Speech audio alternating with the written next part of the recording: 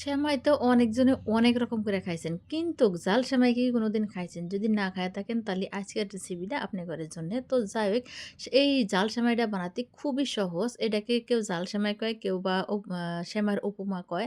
তো যাই হোক যদি সকালে চটপট নাস্তার হাতে এই রেসিপিটা বানায় খাওয়া যায় তাহলে খুবই ভালো লাগে। আর এটা বানাতে খুবই সহজ। একদম কম খরচের মধ্যে বানান যায়। তো চললেন দেখি আজকের রেসিপিটা কি দিয়ে বানাইছি। ১ম এ আমি কিছু কাঁচা সবজি নিছি মটর, তারপর একটা গাজর আর ২-১ টা বরবটি। তারপর নিয়ে নিছি কাঁচামরিচ।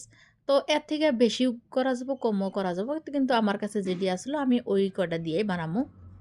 তো সব সবজিগুনা কাটা হয়ে গেছে গা। আর সবজির হাতে বাদামও নাকবো, পিঁয়াজও নাকবো, কাঁচামরিচও নাকবো। তো যাই হোক তারপর নিয়ে নিছি আমি সেমাই। আর এই সেমাইটা হইলো ভাজা সেমাই। সেমাইটা যদি আপনাদের হাতের সামনে কাঁচা থাকে তাহলে কিন্তু সেমাইটা অবশ্যই ভাইজা নিবেন। তো যাই হোক আর কি উপাদানগুলা নাকবো আমি সবকিছু এই যে এখানে দেহা দিলাম। আর সবজিগুনা ভালো করে সুন্দর করে কাইটা নিছি। এখন আমি এটাকে রান্না করবো।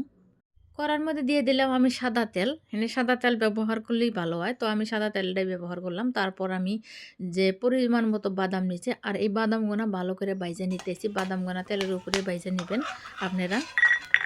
বাদামগুনা ভাজা হয়ে গেছে আমি তুইলা নিতেছি। তারপর ওই তেলের মধ্যে দিয়ে দিলাম আমি গাজর কুচি, তারপর বরবটি আর দিয়ে দিলাম মটরগুনা, পিঁয়াজ মানে যা আমি কাইটা রাখছিলাম মরিচ সবকিছু দিয়ে ভালো করে হালকা আঁচে এনে সিদ্ধ করে নেবো। মানে একদম মচমচা করে ভাজার কোনো প্রয়োজন নেই। মানে অল্প সিদ্ধ হইলো।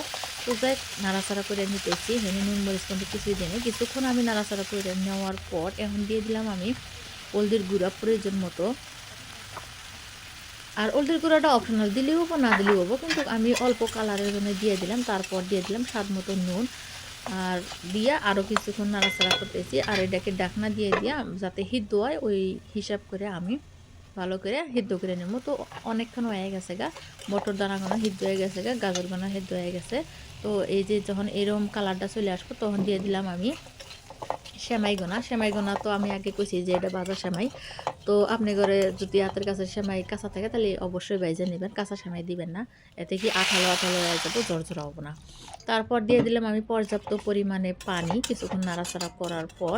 আর পানির পরিমাণটা কিন্তু নিজের অনুযায়ী দেন আপু যাতে সেমাইটা খুবই ঝরঝরা হয় ওই হিসাব করে পানিটা দিলে হইলো। আর এই সেমাইগুলো আমি মিডিয়াম হিটে তার মানে রান্না করে নিলাম। এই যে এখানে অল্প আঠালো দেখা গেলে এটা কিছুক্ষণ পর ঝরঝরায় আসবো।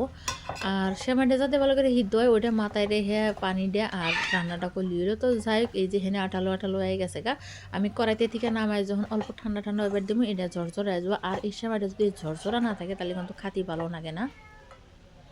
আমি চুলার আঁচটা অফ করে দিছি। দেওয়ার পর এই যে বাদামগুনা যে ভাইজা রাখছিলাম না, ওই বাদামগুনা দিয়ে দিলাম। দিয়ে আরও ভালো করে মিশিয়ে নিতেছি। তোমরা যদি চাও কিশমিশ দেওয়া পারো, গাজর দেওয়া পারো, অন্য বাদামও দেওয়া পারো। তো যাই আমি খুবই সাধারণভাবে দেখাইলাম। তার জন্যে সিম্পল করেই বানাইলাম। তো যাই বাদামগুনা মিশানো হয়ে গেছে গা। এখন আমি এটা চুলাই থেকে নামাই নেবো। আর কিছু সামান্য হালকা ঠান্ডা হইবার দিব। বেশি গরম আছে। এই গরম অবস্থায় খাওয়া যাব না তার জন্য। তো বন্ধুরা আমার এই রেসিপিটা যদি তোমরা ইউটিউবে থেকে দেখে থাকো প্লিজ একটা সাবস্ক্রাইব করে দিও। আর যদি ফেসবুকে থেকে দেখে থাকো তাহলে প্লিজ একটা ফলো করে দিও। তো যাই হোক আমি একটা প্লেটের মধ্যে বাইরে নিতেছি যে দেখতেছো না কত সুন্দর ঝরঝরা হয়ে গেছে গা। এটা ঠান্ডা হইলে আরও ঝরঝরা হয়ে যাব। তো এই যে সেমাইগুনা প্লেটের মধ্যে বাইরে নিতেছি আর নিজের পছন্দ মতো। আর সকালে আমি বানাইছি এটা চা দিয়ে খাওয়ার জন্যে। তো তোমরা যদি চাও বিকেলে রাখা পড়ো। আর এর হাতে কোনো ডিমও দেওয়া যাবো। তো আমি ডিম দিই নেই। তো সব কিছু ডেকার করা হয়ে গেছে এই যে দেখতেছো কত সুন্দর হয়ে গেছে না। উপরে একটা কাঁচামরিচ দিয়ে নিছি। তো বন্ধুরা আমার এই রেসিপিটা কীরকম লাগছে তোমরা কমেন্টের মধ্যে অবশ্যই জানাইও। আর যদি আমার এই ভিডিওটা তোমার কাছে ভালো লাগে তাহলে লাইক শেয়ার কমেন্ট করে দিও। তো আজকের মতো তোমার কাছে থেকে বিদায় নিতে এসেছি। আবারও আসবো এইরকম কোনো নতুন রেসিপি নিয়ে। তত টাইম তোমরা সুস্থ থাকো, ভালো থাকো, আমার পাশে থেকো সবসময়।